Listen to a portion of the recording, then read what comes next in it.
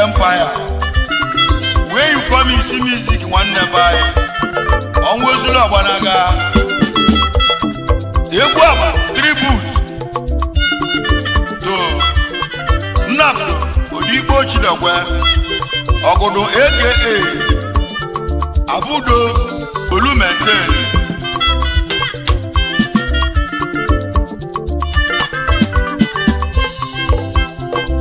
ONWU ZULU OGBANAGA ONWU EGWU kwa kosibu ONWU ZULU OGBANAGA.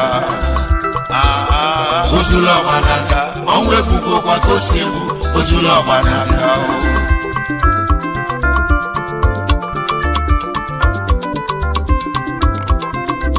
Egwu abụ tribute egwu nji awọ ime ya bụ ezi ọyị mụ NNABUDO ka anyị na-agwa nnuo ọnwụ bụla ezi ọyị mụ NNABUDO nwanne m ezi ọyị mụ Odigbo Chidokwe ya bụ Odigbo Chidokwe Ogudu aka Odogwu ya bụ Abudo Oyime Olumentel ya n'agọnuwo ọnwa bụ ọnwa ala ọnwa bụ ọnwa accident moto bulu dike na Bridge ya bụ n'ime Onitsha ebe ahụ ka ọnwụ dị bịa n'ụwa moto jamụlụ dike ebulu ya jebe hospital ifu elutelu hospital ọnwụ egbuo dike n'ụwa Olumentel na anaghọ mmụọ ọnwụ bụla ezi ime NNABUDO ka anyị na-akwa ọnwụ bụla ezi mụnụnụọ ya bụ Odigbo Chidokwe Ogudu obele nwa nọ n'ala nanụọ ibe nna gwa onye ọbụla onye omelinya kwadebezie nnụnụ igwe niile eje n'ụzọ ọnwụ egbugo oke osi egbu nnụnụ ọnwụ bụla ezi ọhịa mụ NNABUDO ezi ọhịa nọ n'ala naghị NNABUDO dike mgba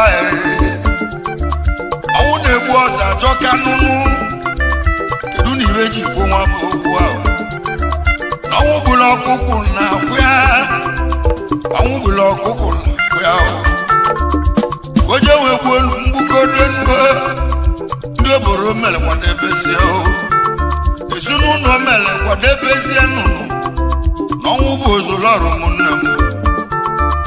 onye mara ọ ga-eme nnụnụ onye mara ụbọchị ọnwụ ya onye mara onye akwụ kene nuo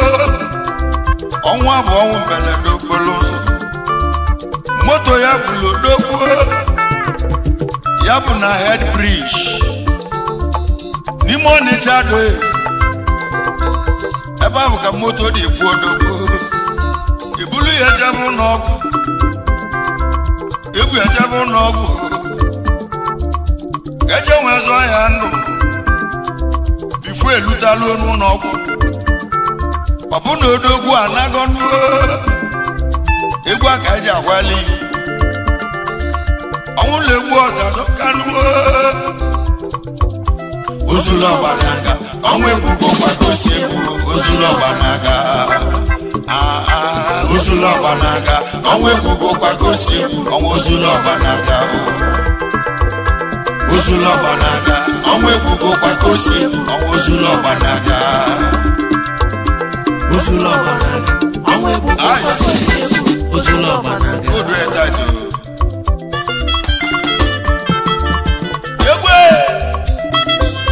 egwu abụ tribute NNABUDO Odigbo Chidokwe Ogudu aka Abudo Olumentel Odogwu nwere obu onye na-ekwu okwu ya bụ onye ama ama n'ime Onitsha ije na Bridge dress ya ọranaeze ga-akọwalị gị maka ya ilukwe na Biafra market n'ime Onitsha ijukwa ese ya ọranaeze ga-akọwalị gị maka ya mana ezokwu na-ekwu okwu ya bụ ezigbo ime onye ama ama anaghị ọnụgo n'ezienụ na amala odogwu n'ime Ọnịsha n'ebe ọ na-eke ike ya bụ na Hellbridge ezie na amala ebe ahụ kidu maka ụga jọnshọ ezie na amala ebe ahụ ilusie Biafra market ezie na amala ọ bụ na ọsọ na-eli na mba biko chọrọ odi n'ikpe ahụ na ọ ga-agbata ọsọ enyemaka obele nwa ka anyị na-achọzi onye ma na ọ ga-eme ọnwụ bụla ezi anyị mee mana ibe na-agwa ndị umuikwu Anam ndị ọnwụ nwụrụ n'obibe ndị umuikwu mụsụ n'ebezi na-akwa na ọnwụ bụ ozulọra ya bụ ndị umuikwu Anam ụnyami isu n'ebezi na-ahụ igwe niile eje n'ụzọ ọnwa egbugo okozi ekwudo ozulu ọgbanaga ọnwa egbugo gbakosi egbu ozulu ọgbanaga ozulu ọgbanaga ọnwa egbugo gbakosi ọnwa ozulu ọgbanaga ozulu ọgbanaga ọnwa egbugo gbakosi ozulu ọgbanaga ozulu ọgbanaga ọnwa egbugo gbakosi ọnwa ozulu ọgbanaga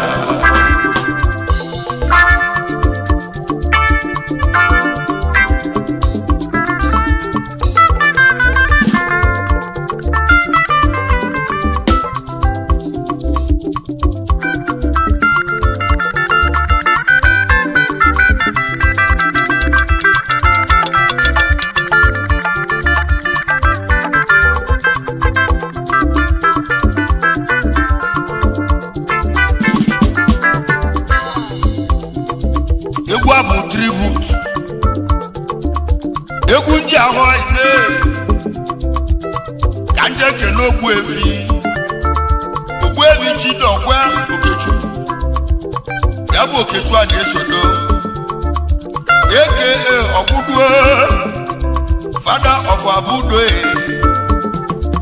awọmụlụ ọmụmụ kwadebezie ya bụ Ogbuefi Chidokwe Okechukwu a na-esodo aka Ọgụdụ Father of Abudo na asị ya bezi na ije n'ụwa bụ ya na-achị ya nenu Ogbuefi Chidokwe Okechukwu nwanne esodo aka ya bụ Ọgụdụ onye nna Father of Abudo awọmụlụ ọmụmụ kwadebezie ka anyị kenekwa Iyọmụ Oliakụ Chidokwe Ọgụdụ Mother of Abudo ezinne na esi ibe idelu na nwere onye ma na ọ ga-emenụ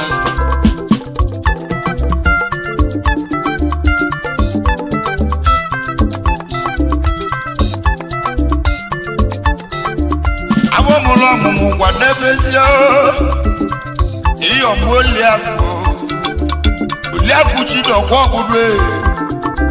ya bụ awọmụlụ ọmụmụ kwadebezie Mother of Abudo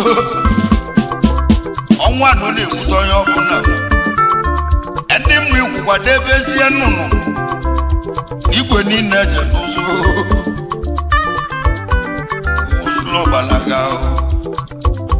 ozulu ọgbanaga ọnwa egbugo gbakosi ozulu ọgbanaga ọnwa egbugo gbakosi ọnwa ozulu ọgbanaga ozulu ọgbanaga ọnwa egbugo gbakosi ozulu ọgbanaga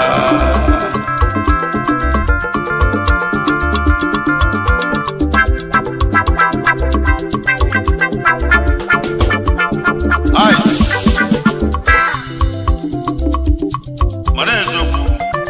kedu maka Mr. Onyaka Chidokwe Ogodo brother of Abudo I so emere nya di bezienu Yesu emo Onyaka Onyaka Chidokwe Ogodo brother of Abudo onwa na-ewuto ya ọbụna onye omelu nya gwadebezie igwe niile je n'otu Yesu emo Onyaka ya bụ Onyaka Chidokwe Ogodo brother of Abudo Nezoko Ice kedu maka Mr. Obidikwe Chidokwe Ogodo brother of Abudo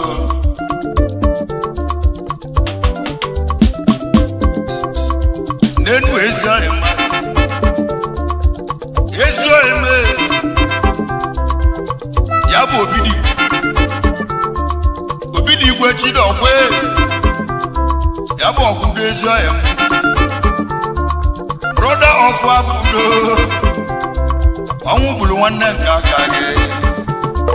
onye mere na gwadebezie n'unu igwe niile je n'ụzọ ọnwa lele anyị kenekwa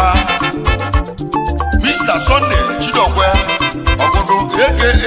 Aba brother of Abudo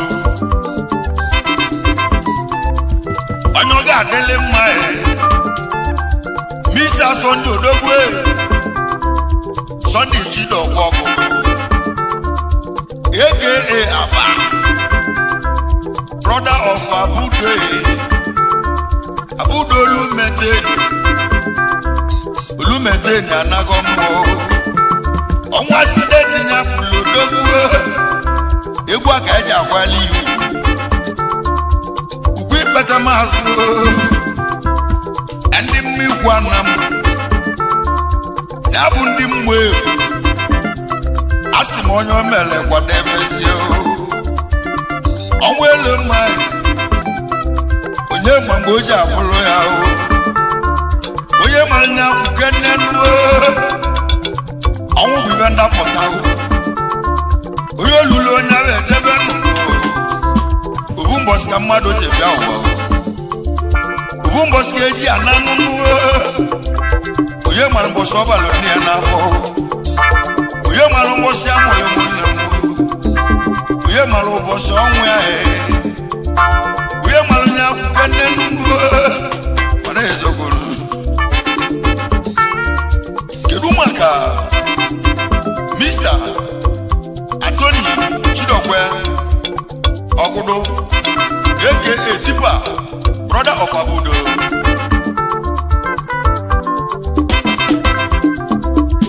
anọghị adịlị mma nwa bịala ụwa nago ndị omele ba kwadebezie Anthony biko kwadebezie Anthony Chidokwe Ogodo aka Tipa brother of Abudo Tipa ezi ime Tipa na-ebu aja life Zulu Ogbanaga Zulu Ogbanaga ọnwa egbugo kwa ka o si egbu Zulu Ogbanaga Zulu Ogbanaga ọnwa egbugo kwa ka o si ọnwa Zulu Ogbanaga Zulu Ogbanaga ọnwa egbugo kwa ka o si ọnwa Zulu Ogbanaga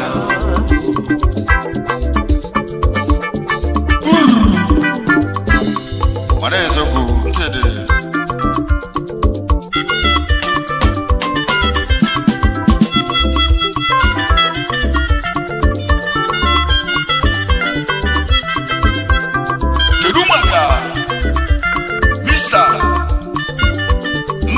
Chidokwe Ogodo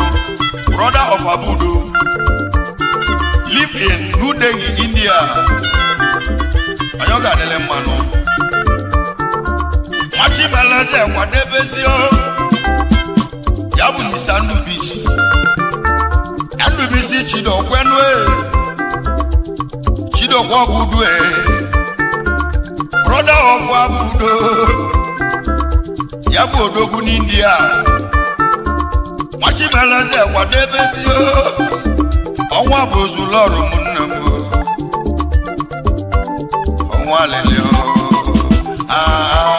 Zulu Ogbanaga, ONWU kwa kosibu Zulu Ogbanaga. Zulu Ogbanaga, ONWU kwa kosibu Zulu Ogbanaga. Zulu Ogbanaga, ONWU kwa kosibu Zulu Ogbanaga.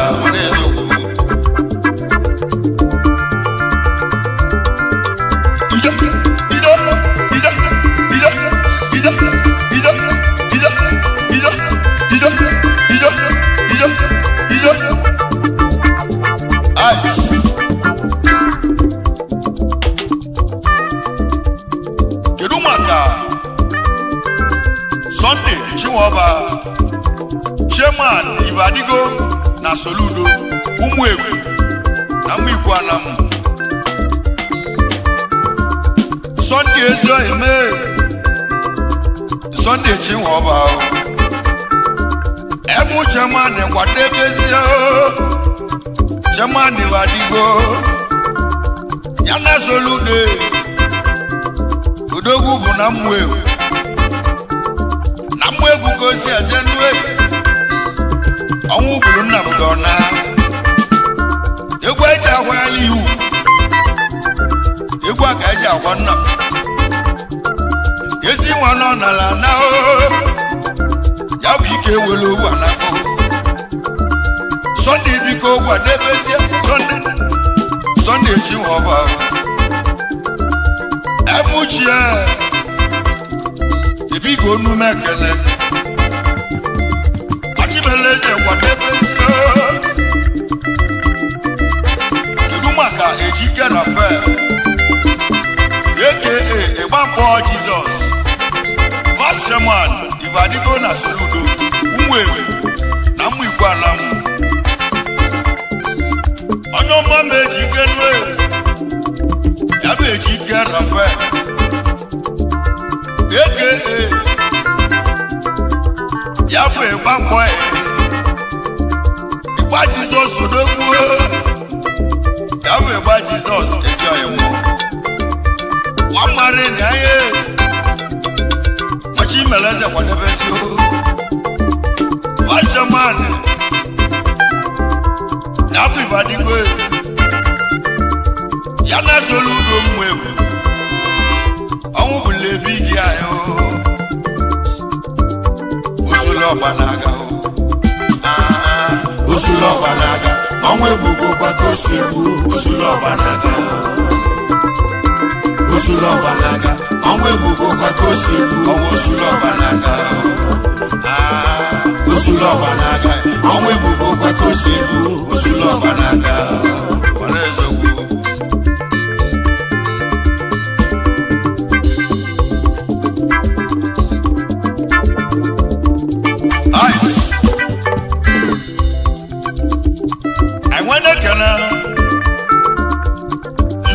Joseph Ekwenze A.K.A. Ostosele live in New Delhi, India.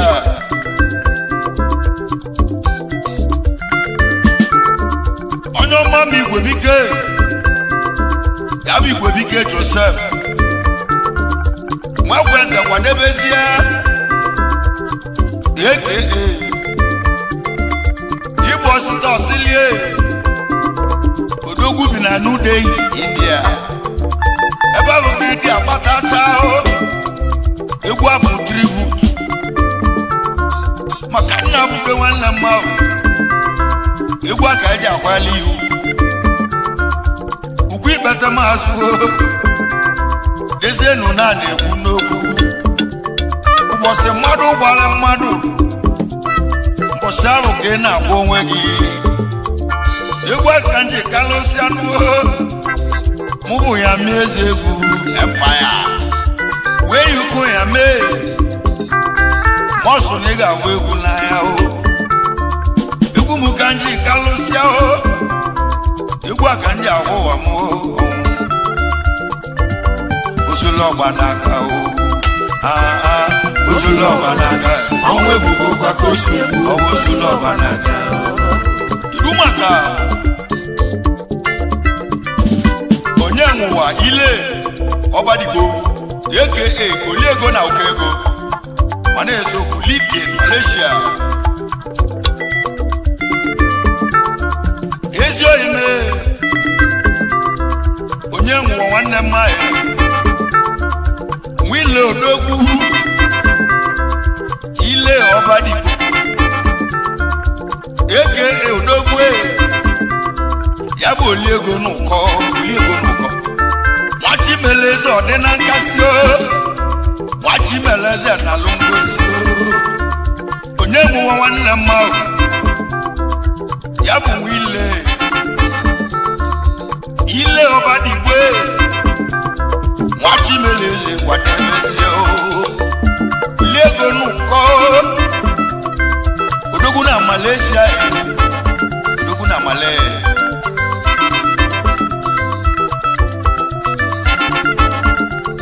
Ice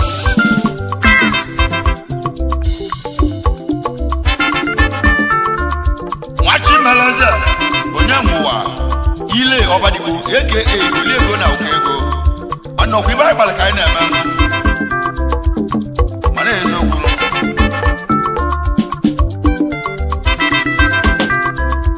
onye ya adịlị mma mmadụ ekwuchi ozi nne ya onye mụwa Oliego oke na-alụ mụ ya bụ eji ike mma nwee mmụọ ime ya bụ ema kilia Nwachimeleze kwadebezi n'enu eji ike mma kilia Nwachimeleze kwadebezi egwu abụ tributu egwu ndị agwa nna obodo ka anyị na-achọ ọnwa egbugo kozi egbunuo ejike ma kilia aka the respect man live in New Delhi, India ejaka ezi nwanne mmadụ oke ezi aka o nwere mmadụ onye akasị ya bụ ejike ma we makili odogwu aka the respect man odogwu nwanne mma Nwachimeleze kwadebezi ibe ọnwụ mere ụwa jọka ejaka kwadebezi ọnwụ bụ ozuru ọra nwanne m the respect man kwadebezi ọnwụ na-egbu ọzọ nwanne gị Uzulu Ogbanaga Uzulu Ogbanaga onwe bugo kwa kosi Uzulu Ogbanaga Uzulu Ogbanaga onwe bugo kwa kosi Uzulu Ogbanaga ejike makilia aka the respect man live in New Delhi, India mekenegi asi na bụ Uzulu ọra onye o mere ya kwadebezikwanụ kedu maka onye gwere azọ Yebo aka CJ ọnụwa mmili ngosi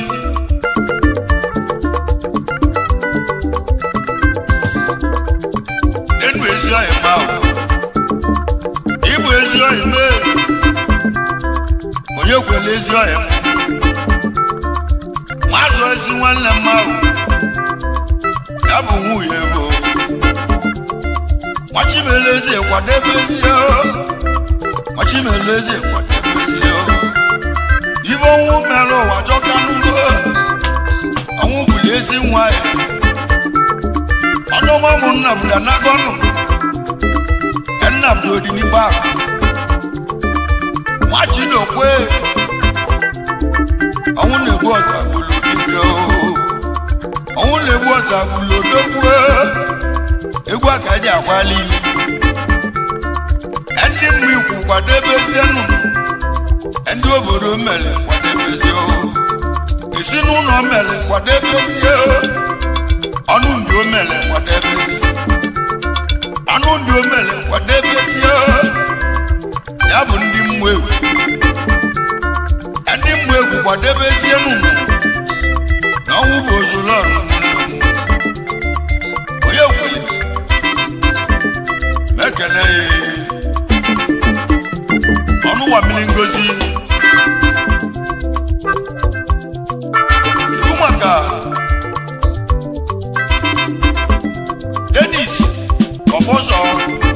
aka Igwe Africa, live in South Africa.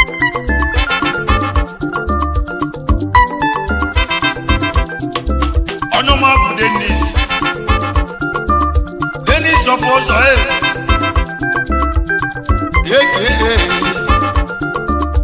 Igwe Africa odogwu.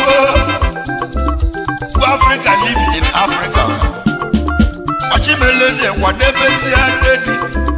Igwe ka nji agwụwa mmụọ. Usulu ọgbanaga o.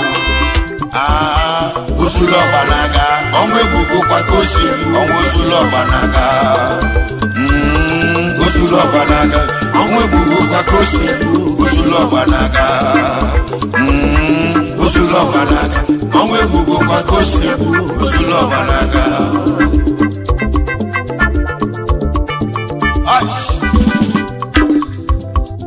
Kanje kenekwa Onyaka Dada Obadigbo aka Ochina Nwata live in New Delhi, India. Onyaka Dada Obadigbo aka Ochina Nwata. Na nwanne mma iso ime onye aka ya bụ onye aka Dada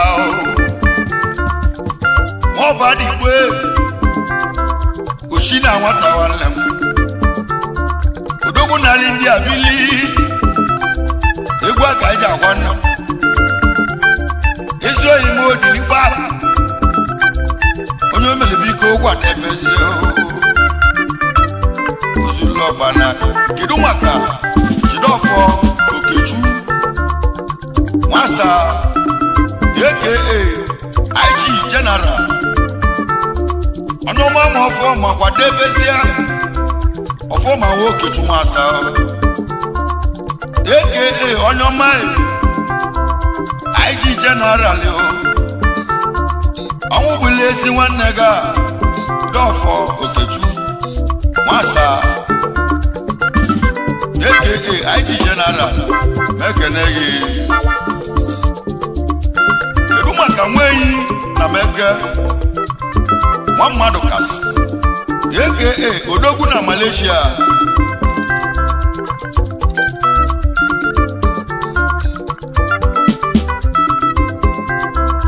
Kanje kene nwanne mma Onyoma bụ nweyi Nwanna Meke Muhammadu Kas kwadebezi ya bụ odogwu na Malaysia. Nwenyi ezi ime egwu aka eji agwa nna nwenyi na Meke Muhammadu Kas biko dela agwa ike na Malaysia ọnwụ gburu nwanne nke aka gị ndị omelbiko kwadebezi ka nkenekwa ndị a na-ekwu Chidokwe Mmadụ Kas aka Egwu America Akajia 1 na Anam live in Malaysia. Omogo ndị egwu asị m na onye niile ege ka m ga-etu omego onye niile efie ka m ga-etu ogbu efi Egwu America ekene anje ekene nwanne mma onye ọma ụmụ ndị a na-egwu onye a na-egwu nwere ebe ọ na-eme eme na o nwere ibe oji kalụsịa nwa Chidokwe mmadụ aka odogwu na bụ Egwu America chifu aka ji akụ eke ndị Anam odogwu Anyọma na Male Chukwu gozie gị nwanne m ịbụ ọmọgọ ndị egwu landlọdụ ka ịbụ abụọ landlọdụ na Mmuikwu landlọdụ n'ime Onitsha landlọdụ n'Ọkpara Road Nwachimeleze gaba n'iru egwu aka eji akwa nwanne onye ọmụmụ nna bụ anago mana ezokwu usulu ogbanaga ọnwụ ebubo kwa ka o si bụ usulu ogbanaga usulu ogbanaga ọnwụ ebubo kwa ka o si bụ ọnwụ usulu ogbanaga usulu ogbanaga ọnwụ ebubo kwa ka o si bụ usulu ogbanaga usulu ogbanaga ọnwụ ebubo kwa ka o si bụ usulu ogbanaga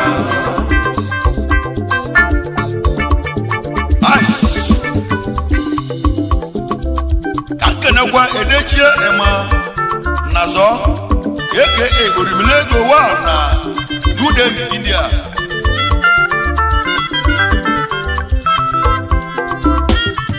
ezio ime dechie ya bụ edechie ema nazo oke orimilego odogwu n'ala India bili India kona bile odogwu na nudehi ọchịbeleze kwadebezio egwu aka ndị ahụwa m ndị ọnwụ nwụrụ kwadebezia ka nkenekwe late Mr. Nnamdi Anugwu Michael aka Igbanda who died in April 2016 and now the one Anugwu Michael aka Wanda ọnwụ bụlọga gara aga egwu aka ji akwali ndị omeleba kwadebezie ọnwụ bulie na April 2016 I were ele oju ya nọ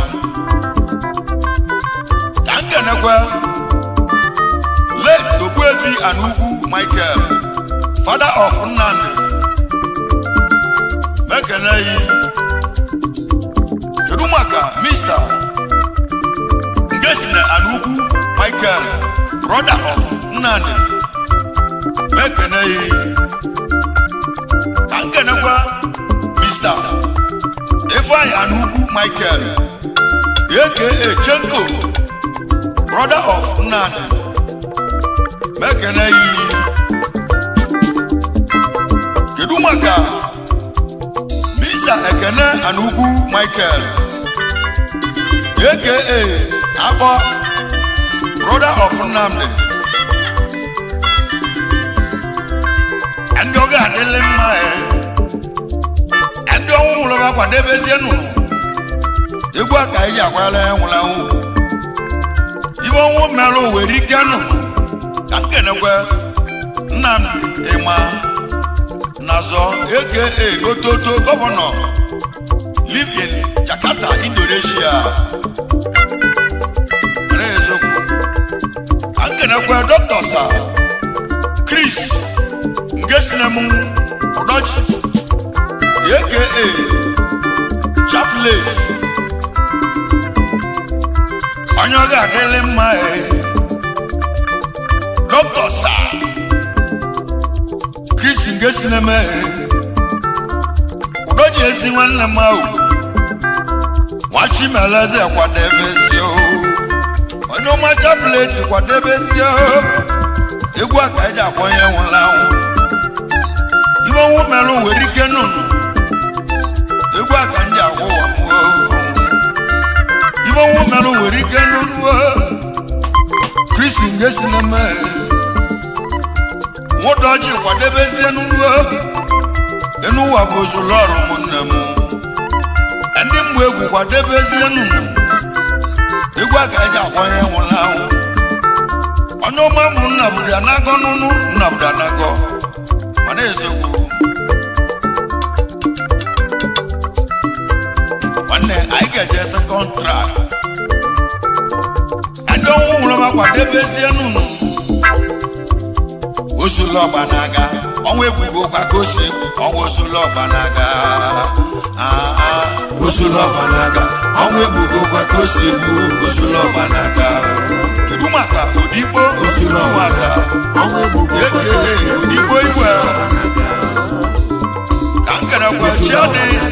Adesodo aka Itigwe nwa okeke Libyen Nudeng India